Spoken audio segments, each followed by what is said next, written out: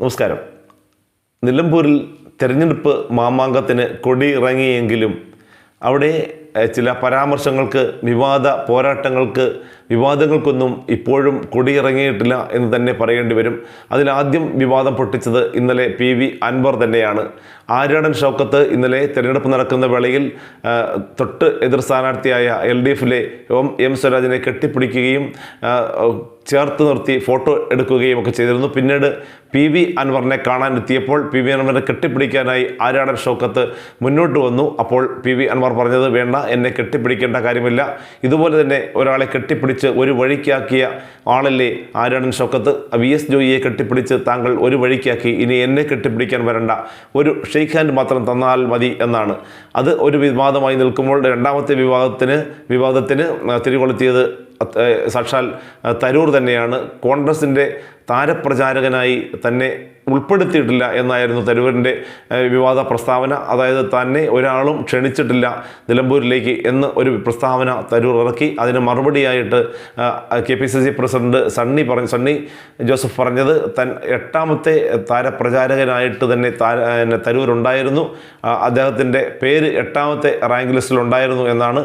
എന്നാൽ തന്നെ വിളിച്ചിട്ടില്ല എന്ന് ശശി തരൂർ പറയുമ്പോൾ ഇത് വിളിച്ചു വരാൻ സംബന്ധകാര്യമൊന്നുമല്ലല്ലോ, ആർക്ക് വേണമെങ്കിലും കടന്നു വരാം, ആർക്ക് വേണമെങ്കിലും ഇതിൻ്റെ പ്രചാരകനായി നിൽക്കാം എന്നുള്ള ഒരു രീതിയിലാണ് രാജ്മോഹൻ ഉണ്ണിത്താൻ പ്രതികരിച്ചത്. അങ്ങനെ വിവാദങ്ങൾ ഇപ്പോഴും നടക്കുമ്പോഴും നിലമ്പൂരിലേക്ക് ജയിച്ചു കയറുക ആരാണ് എന്നുള്ള ചോദ്യം ഇപ്പോഴും മുഴങ്ങി നിൽക്കുകയാണ്. എന്തായാലും ഇത്തരത്തിലുള്ള ഒരു എക്സിറ്റ് പോളുകൾ കാര്യമായി ഒന്നും വരാത്തത് എന്താണ് എന്നുള്ളതിനെക്കുറിച്ച് വലിയ തിട്ടമില്ല.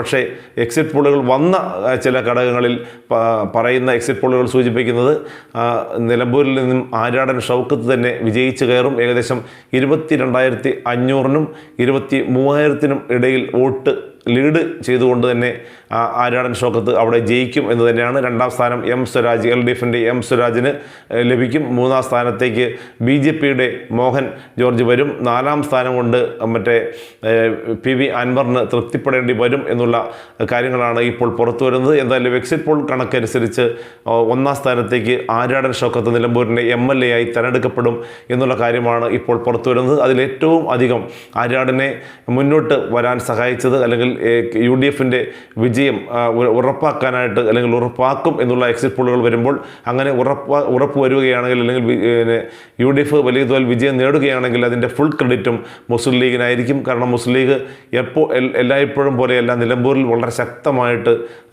PK കുഞ്ഞാലിക്കുട്ടി എങ്ങനെയാണോ ഒരു സ്ഥാനാർത്ഥിയായിട്ട് അവിടെ നിൽക്കുക, അതിൻ്റെ അടിസ്ഥാനത്തിൽ തന്നെ, അതുപോലെ തന്നെ PK കുഞ്ഞാലിക്കുട്ടിയെ വിജയിപ്പിക്കുക എന്ന രീതിയിൽ തന്നെയായിരുന്നു അവിടെ പ്രവർത്തിച്ചത്. കൃത്യമായ രീതിയിൽ UDFിൻ്റെ പ്രവർത്തനം ഏകോപിപ്പിച്ച് കൊണ്ടുപോകാനായിട്ട് കുഞ്ഞാലിക്കുട്ടിക്ക് കഴിഞ്ഞു എന്നത് തന്നെയാണ് ഏറ്റവും വലിയ വിജയം.